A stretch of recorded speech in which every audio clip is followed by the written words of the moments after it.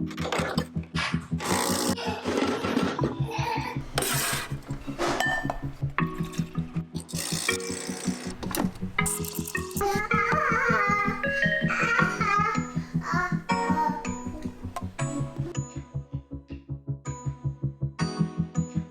let's talk about getting unstuck.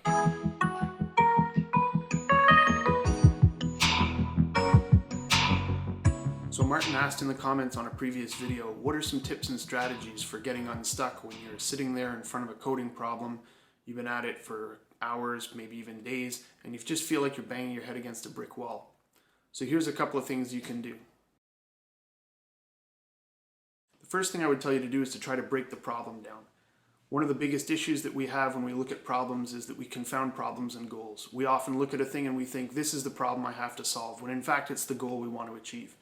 So take the problem and try to break it down into its component parts. If you can't break it down, there's a really good chance that you're already at the problem stage. But if you can break it down, it could be that what you're looking at is a goal, and you really just need to disentangle the different problems from each other on their way to reaching that goal.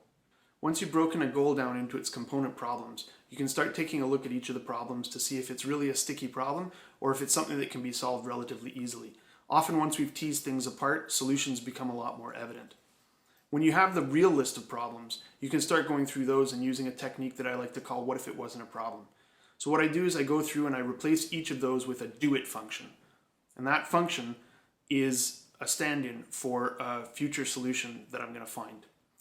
What I often find is that if I have 5 problems, replacing 1 or 2 of them with do it functions shows me the solutions for the other 2 or 3 that are actually quite simple. So by doing this now, I've whittled my problem set down to a couple of really hard problems that I really need to punt on in my current implementation. Once I have that list of problems that are really hard to solve, I'm going to go and I'm going to find some people to sit down and talk with. There are 2 groups of people that I want to talk with. One group is peers, other developers, people that are going to help me look at the problem and maybe shed some light on it in a different way.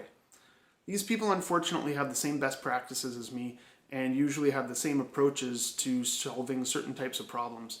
So they can sometimes run out of ideas or maybe have no ideas right from the get-go. So the second group of people that I always like to visit is the muggles.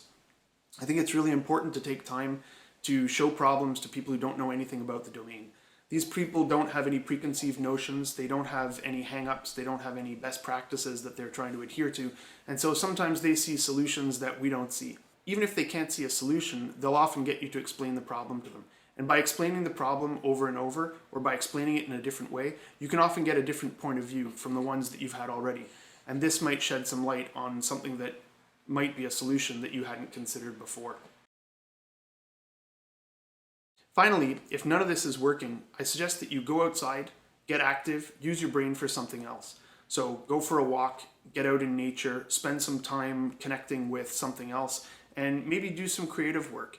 If you're a musician, you could go and play your instrument a little bit, sing a song, something like that.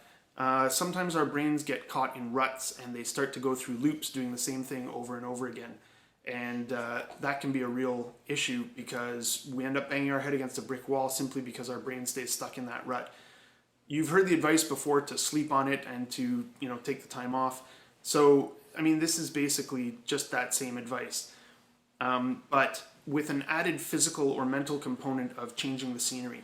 So getting around, moving around, and doing something different is really going to help you to shift your perspective from where you're stuck right now. I'm going to link some videos up here that deal with the same topic, so check those out, and especially Sean Tucker's video on new ideas and why we don't get new ideas when we're still stuck in old patterns. There's the old Chinese story of the teacup and the master who tells the apprentice that he basically has to empty the teacup before it can be filled with new tea. And sometimes when we stay stuck up against a problem, it becomes really, really difficult for us to take a step back and look at that problem through new eyes. So taking a shower, taking a walk, all of these are things that help us to get our minds off of it. What we often forget is how powerful our subconscious is and how it will actually continue working on our behalf even when we're not actively focused on the problem. So Martin, thanks a lot for the suggestion.